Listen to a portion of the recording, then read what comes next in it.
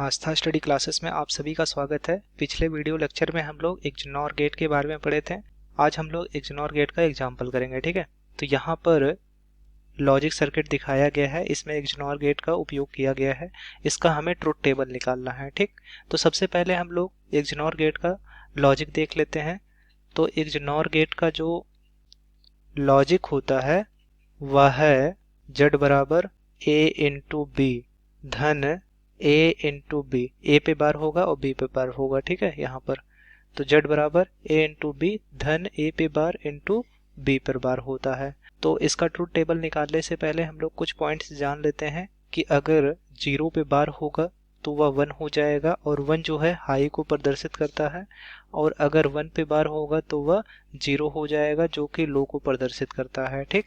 और 1 धन 1 का जो मान प्राप्त होगा वह 1 ही होगा, क्योंकि इसमें बाइनरी नंबर का उपयोग किया गया है और बाइनरी नंबर जो होते हैं वह केवल 1 और 0 को ही समझते हैं। तो आइए देखते हैं। तो यह पूरा सर्किट दिया गया है, इसमें एक XNOR गेट है। तो इसका लॉजिक जो होगा वह A इंटू बी धन A पे बार इंटू बी पे बार होगा, ठीक।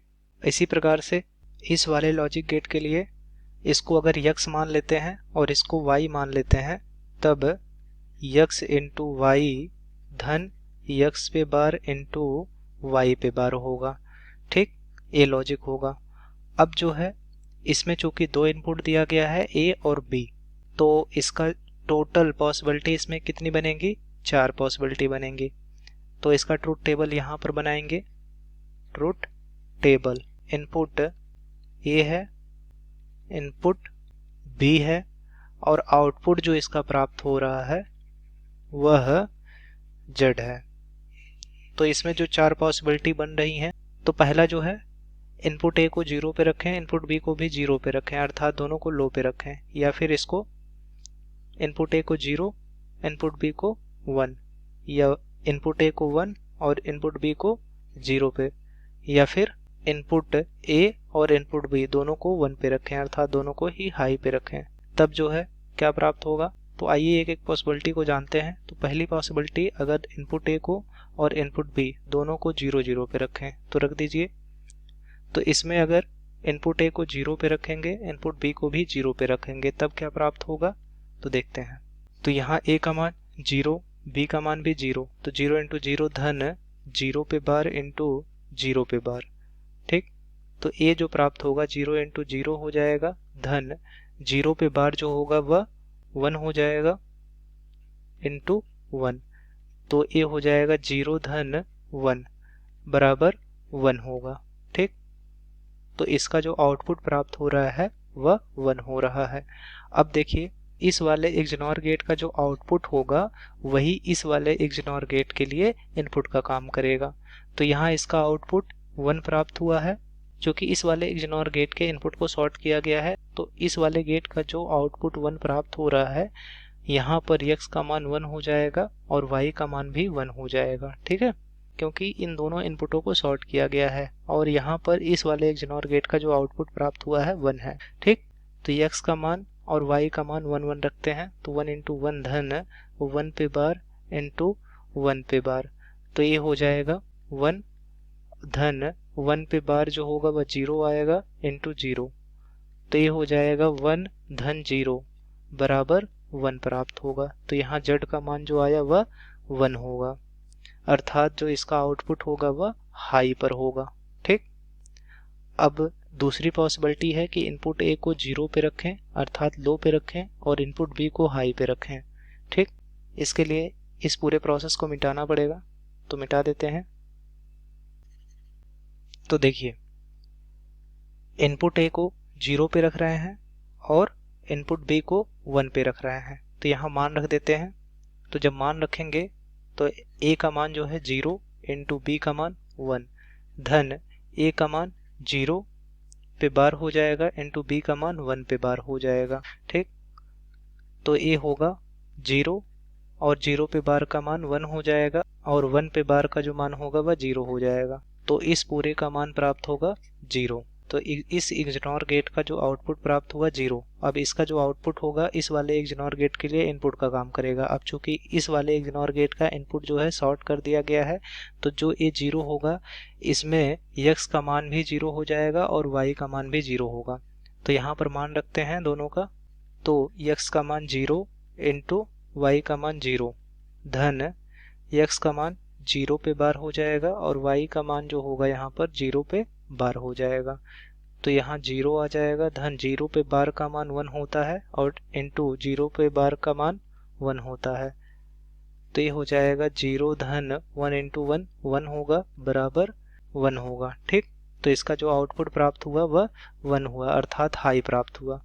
तो दूसरे वाले केस में जो आउटपुट प्राप्त हुआ वह हाई होगा। अब तीसरा वाला जो केस कह रहा है कि उसमें इनपुट ए को हाई पे रख रहे हैं, इनपुट बी को लो पे रख रहे हैं। तो इसके लिए इस पूरे प्रोसेस को मिटाना पड़ेगा, तो मिटा देते हैं। ठीक है, तो तीसरे वाले केस में जो है इनपुट ए को हाई पे रख रहे हैं और इनपुट बी को लो पे रख रहे हैं। तो रख दीजिए, ए को हाई पे रखे हैं, बी को लो पे रखे हैं। इस इग्नोर गेट का जो लॉजिक है उसमें मान रखते हैं।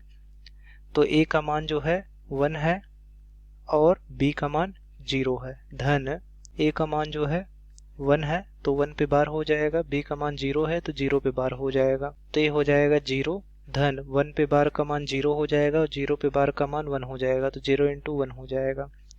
तो इस पूरे का मान 0 धन 0 आ जाएगा बराबर 0।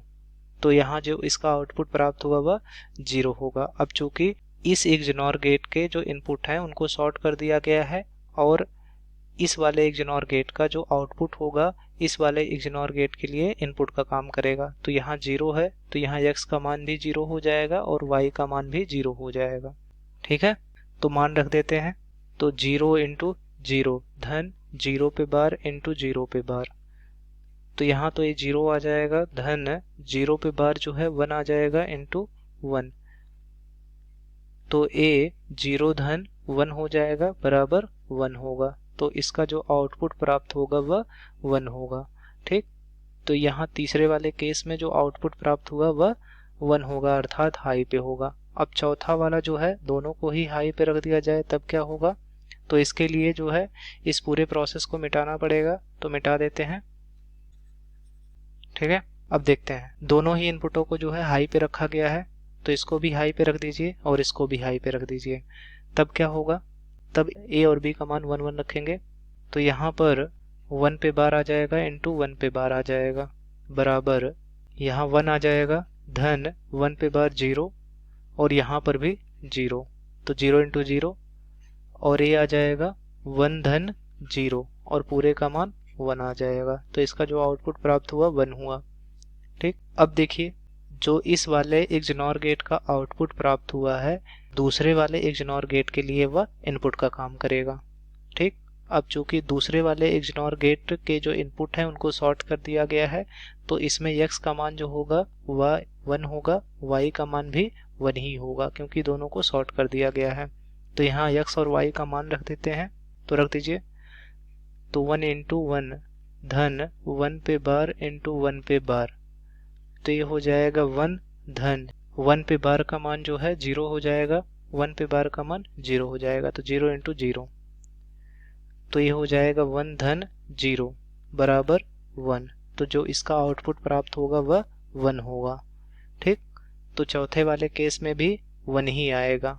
तो ये हमारा ट्रुथ टेबल हो गया, यही आंसर होगा। तो इग्नोर गेट जो होता है इसका लॉजिक z बराबर a इंटू बी धन a पर बार इंटू b पर बार होता है। तो इस पूरे लॉजिक में जो है 2 इनपुट है a और b, तो इसमें टोटल 4 पॉसिबिलिटी बनेंगी।